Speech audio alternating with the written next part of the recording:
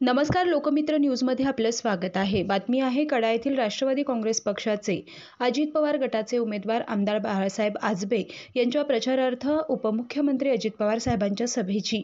उपमुख्यमंत्री अजित पवार संबोधित करताना म्हणाले की आपल्या प्रामाणिक आजबे काकांना निवडून द्या, विकास कामासाठी 5,000 कोटी निधी देतो। तर कृषी मंत्री नामदार धनंजय मुंडे म्हणाले, अफवांवर विश्वास ठेवू नका, आमदार आजबे हेच माझे उमेदवार आहेत। सविस्तर वृत्त असं आहे की आष्टी पाटोदा शिरूर तालुक्यासाठी आपण जेव्हा सत्तेत होतो तेव्हा मोठ्या प्रमाणात निधी देण्याचा प्रयत्न केला, परंतु या 5 वर्षात बाळासाहेब आजबे आमदार असताना आजपर्यंत ऐतिहासिक सर्वात जास्त 2,500 कोटी रुपये निधी आपण आजबे काकांच्या म्हणण्यानुसार दिलाय।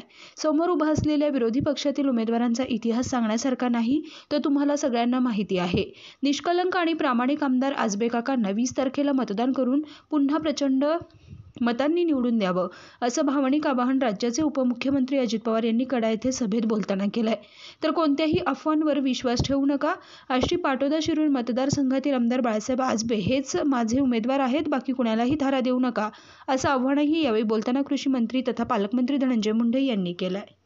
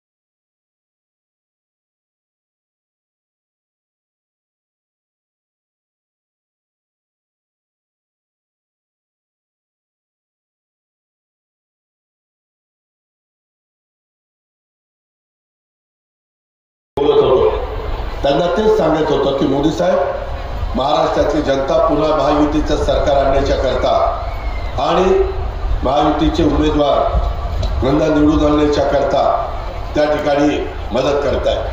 ही मदत करत असताना आम्हाला काही करोड रुपये, काही लाखो करोड रुपये लागणार आहेत। आम्हाला वेळ पडली तर वर्ल्ड बँकेचे पैसे लागणार, त्या मिळाली नाही, त्यामुळे आपल्या सर्वांची क्षमा मागतो, दादाची मागतो आणि काकांची मागतो। 5 बोलले त्यांचे उलट चुकले। मी 10,000 कोटीचा निधी ह्या मतदारसंघामध्ये पुढच्या 5 वर्षात आणला, कारण सगळ्या मंत्रालयातल्या बाळीमुळी मला माहित झाल्या कुठून कसं आणायचं ते, त्याच्यावर ती काळजी करू नका। येत्या 20 तारखेला आपण सगळ्यांनी 1 नंबरला माझं चिन्ह आहे आणि घड्याळ हे चिन्ह आहे। बाकी एक त्याच्याने विनंती करतो जी प्रत्येक गावात मी केली, एवढा जरी चुकलं असलं एवढा तरी मला मत देऊ नका, एवढा चुकलं असलं तरी